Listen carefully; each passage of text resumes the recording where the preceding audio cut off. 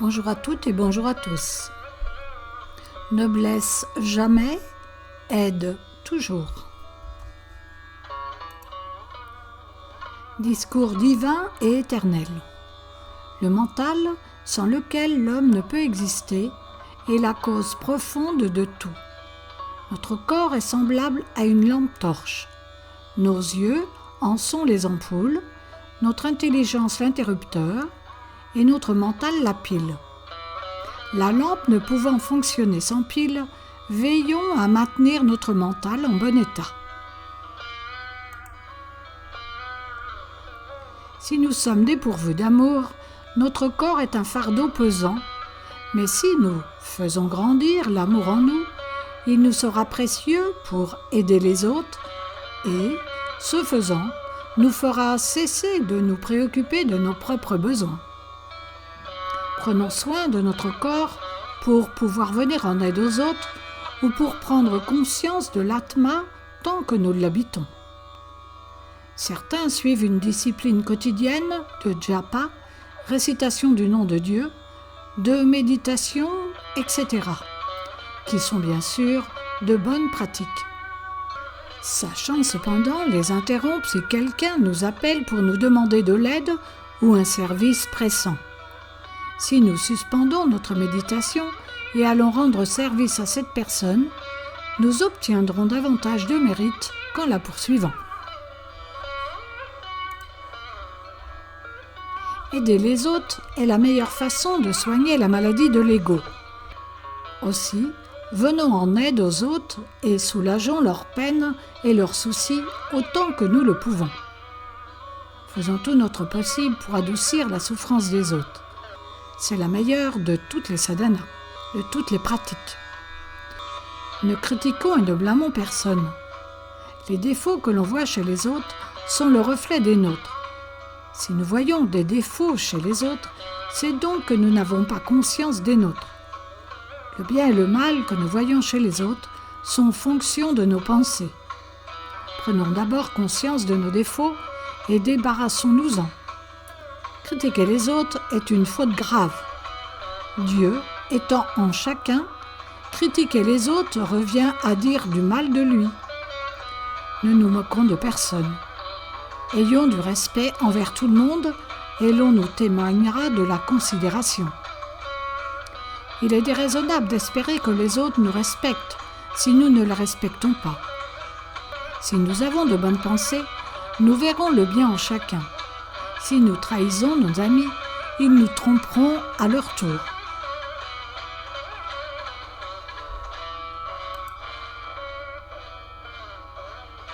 Si nous ne respectons pas, ne considérons pas et n'obéissons pas à nos parents, nos enfants nous rendront l'appareil.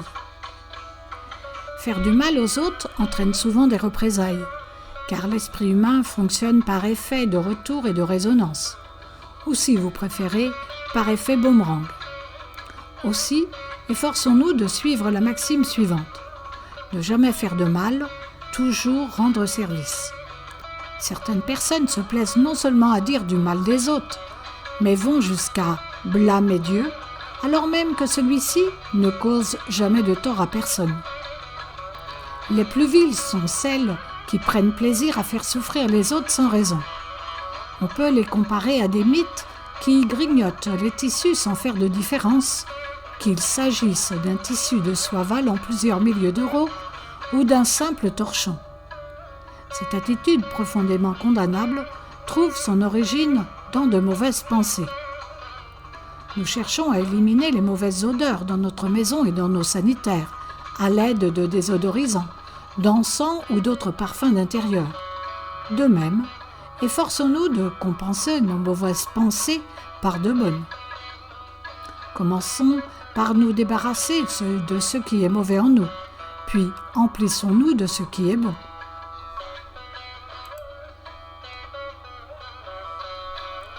Il n'est pas juste de critiquer les autres, alors qu'il s'agit d'une montagne de défauts en nous. Comme le disait Jésus, nous ne voyons pas nos défauts, mais regardons à la loupe ceux des autres.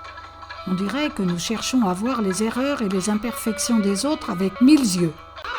Telle est la triste situation actuelle. L'homme a perdu son identité parce qu'il laisse les défauts entrer dans son cœur. Nous cherchons davantage à voir les fautes des autres que leurs qualités. Seul celui qui voit que le bien chez les autres est digne de porter le nom d'être humain. Un vrai chrétien, un vrai sikh, un vrai hindou ou un vrai musulman cultive l'amour dans le champ de son cœur. Mais malheureusement, à présent, plus personne ne sème de graines de l'amour. Ainsi que pensez-vous récolter ? Comment pouvons-nous nous dire chrétiens, musulmans, hindous ou autres si nous n'avons pas d'amour en nous ? Le silence est le seul langage des personnes réalisées. Parler peu, cela nous sera profitable à de nombreux égards. Cela fera grandir en nous l'amour. La plupart des malentendus et des disputes proviennent de paroles proférées sans réfléchir.